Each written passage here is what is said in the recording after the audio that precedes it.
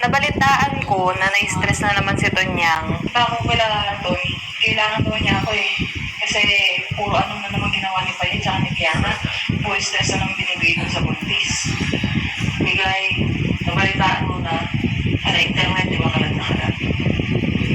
Bawal daw lumabas ng Monday. So, huwag ka lumabas. Hayaan mo sila makipag-deal doon.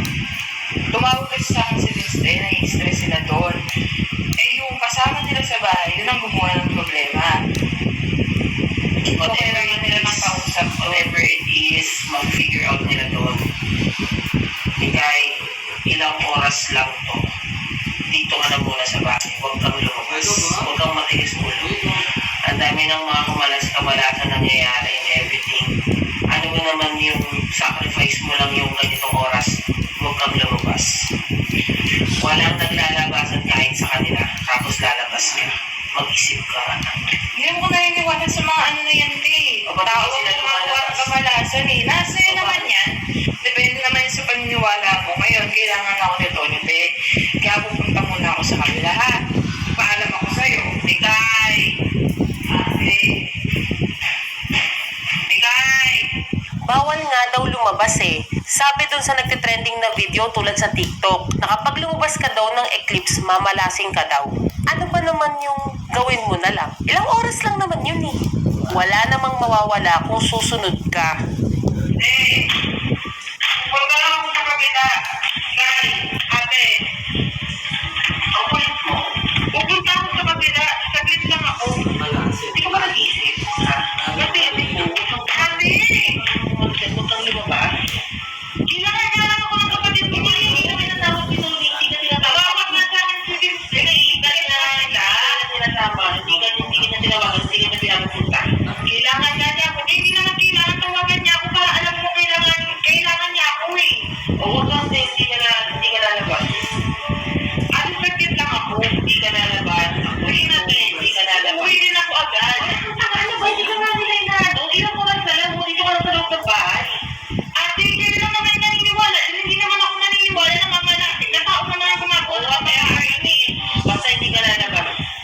Kaya hindi naman ako lumabas eh. Ako yung lumabas. Tigil ka.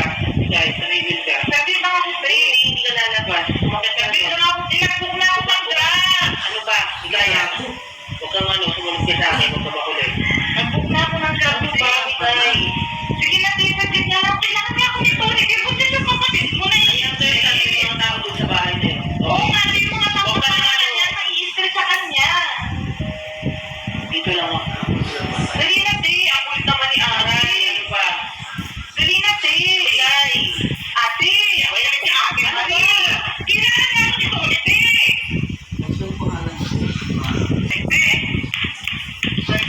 Grabe, Mikay.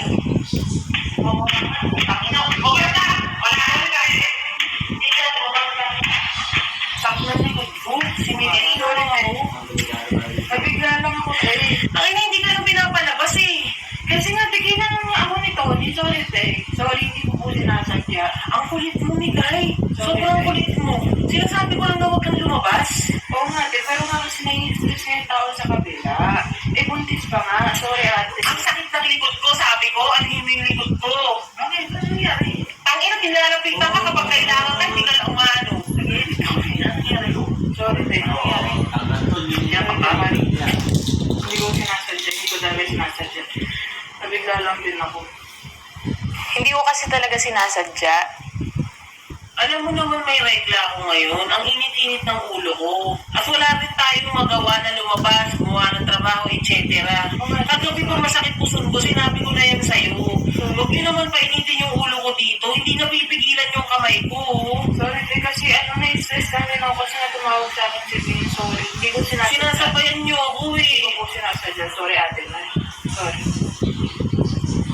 O, umakyat ka na doon. Tawagan mo kasi na-stress kami na ako kasi na tumawag sa akin si Vin. Sorry. Hindi ko sinasadya. Sinasabayan niyo ako eh. Hindi ko po sinasadya. Sorry, ate.